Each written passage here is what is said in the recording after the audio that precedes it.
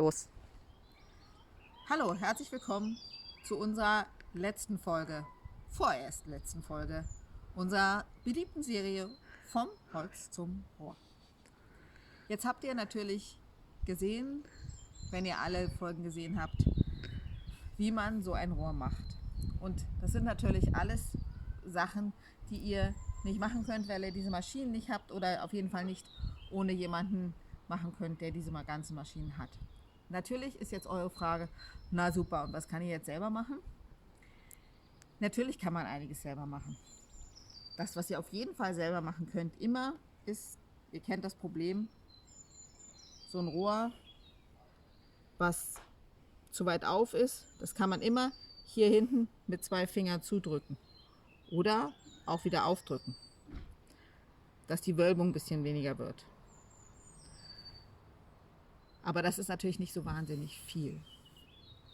Wenn ihr an einem Rohr, was ihr bekommt, was machen möchtet, braucht ihr einfach ein bisschen Werkzeug. Da geht kein Weg dran vorbei. Hier auf dem Tisch habe ich mal ausgelegt, was wir alles brauchen. Was man braucht, damit man sich ein bisschen selbstständig mit seinen Rohren beschäftigen kann. Wir brauchen eine Zange. Und zwar eine Zange, die auch hier noch einen Seitenschneider hat. Damit man den Draht, den man auch haben sollte, hier auch einkürzen kann. Wir brauchen einen Aufbindedorn, weil wenn wir an einem Rohr was machen wollen, müssen wir es einfach richtig in der Hand haben. Und dafür brauchen wir diesen Aufbindedorn. Dann ein Problem, was ihr wahrscheinlich öfter habt. Das Rohr passt nicht auf den S-Bogen. Dafür braucht man einen Ausreiber, damit man das ausreiben kann, damit es irgendwann dann doch mal auf den S-Bogen passt. Denn wenn man hier vorne am Rohr was machen möchte, braucht man unbedingt eine Schabezunge. Die tut man hier rein, damit man dann mit dem Messer, was man braucht, und es kann leider nicht irgendein Messer sein, es sollte schon ein Rohrbaumesser sein, damit man dann da auch dran arbeiten kann. Sicherer ist es, wenn man noch nicht so viel Erfahrung hat, dass man vielleicht erstmal mit Schleifpapier arbeitet. Das ist Nassschleifpapier. Damit kann man ganz gut was abschmörgeln und es passiert nicht so viel. Und wenn man mit dem Messer arbeitet, gibt es noch was ganz Wichtiges, was man braucht, was man immer dabei haben sollte. Pflaster.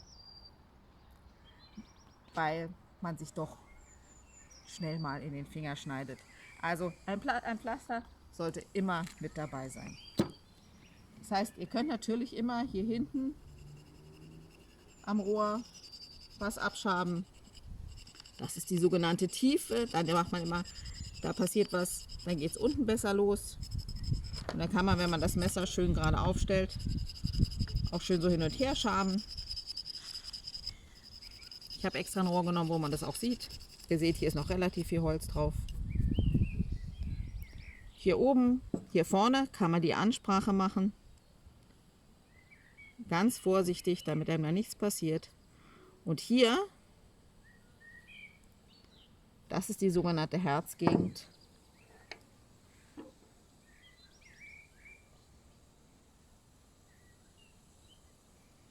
Da lässt man die Finger von.